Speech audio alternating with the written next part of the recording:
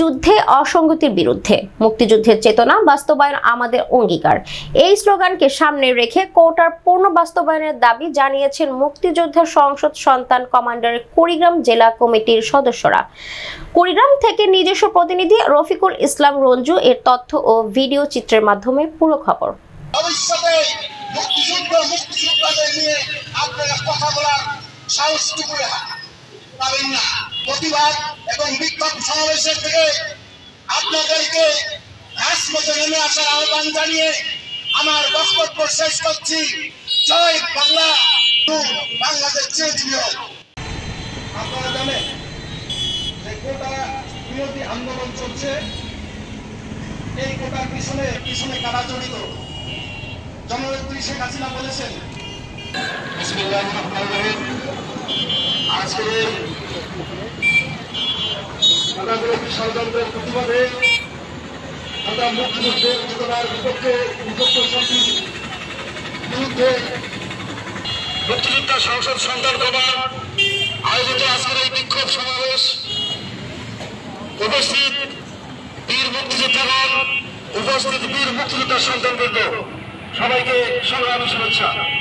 পরিচয় দিয়ে আপনারা দেখেন, কোনো সমস্যা নাই, কিন্তু মুক্তিযোদ্ধার কোটা আছে এবং থাকবে। আমি আপনাদেরকে বলতে চাই, মুক্তিযোদ্ধাদের সন্তানদের পিছনে লাগিয়েন না। আজকের এই প্রতিবাদ সভায় বক্তব্য রাখবেন মুক্তিযোদ্ধা সংসদ সন্তান কমান্ডের। যদি এই কোটা যদি বহাল না থাকে তাহলে আমরা সংগ্রামে প্রস্তুত এবং বাংলাদেশে স্বাধীন বাংলাদেশে পতাকা হাতে আজকে আমরা কাপড়ের কাপড় বানাই বেঁধে আমরা এই কোটার বিরুদ্ধে আন্দোলন করছি। তাদেরকে যতক্ষণ পর্যন্ত খবরে আমরা রচনা করতে পারবো তাদের বিরুদ্ধে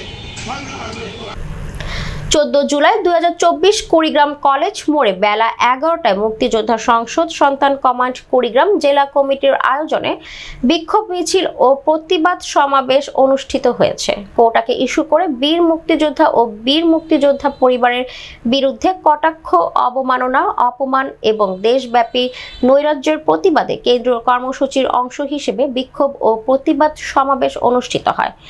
সমাবেশে প্রধান আলোচক হিসেবে উপস্থিত ছিলেন সাবেক কমান্ডার বীর মুক্তিযোদ্ধা মোহাম্মদ ইসহাক আলী সরকার সহ বীর মুক্তিযোদ্ধাগণ।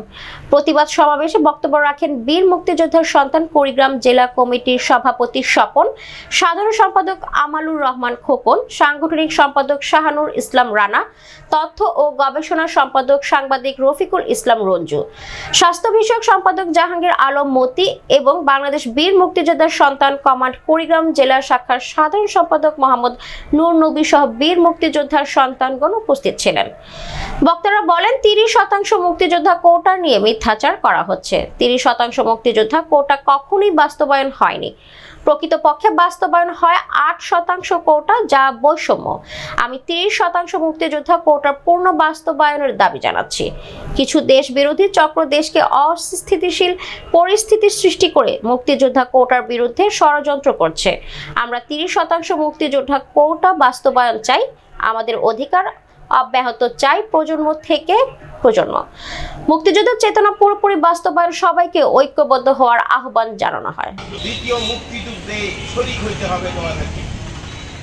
তোমরা যদি মুক্তিযুদ্ধে শরীক না হও, আরেকটা মুক্তিযুদ্ধ যেটা আমরা করে যেতে পারি নাই, আজকে আমার মতো আজকে পাঁচগাছি ঘুরে দেখেন, পাঁচগাছিতে রাজাকার মুক্ত করে ছাড়ছি ইনশাল্লাহ।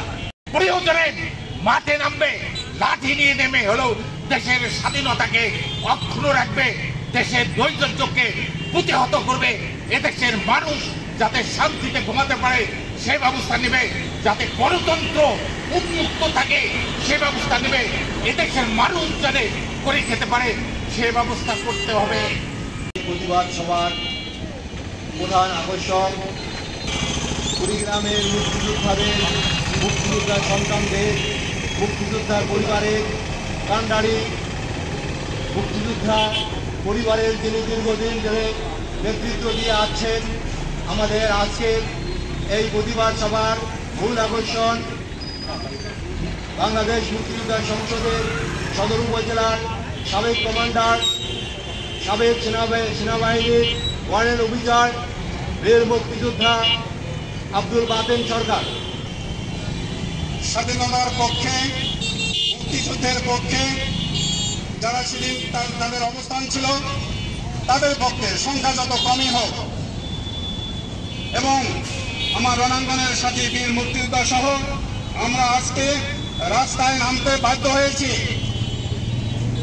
আপনারা কিছুদিন ধরে লক্ষ্য করছেন, ঢাকায় নামধারী কিছু ছাত্র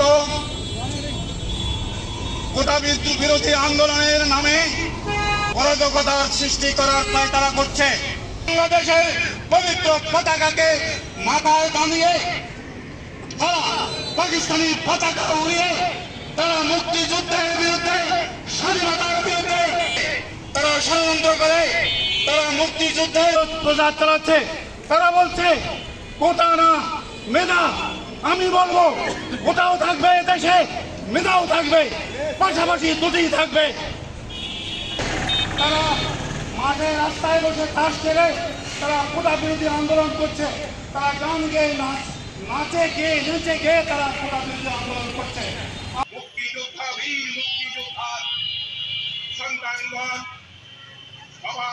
সকলে এর প্রতিবাদ জানাই এবং আমাদের কোটা বাস্তবায়নের জন্য আমরা বিশেষভাবে দাবি করছি মাননীয় প্রধানমন্ত্রীর কাছে।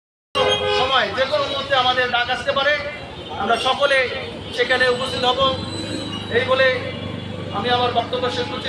বাংলা জয় বঙ্গবন্ধু, মুক্তিযুদ্ধের শত্রুরা স্বাধীনতা শত্রুরা, মুক্তিযুদ্ধের শত্রুরা।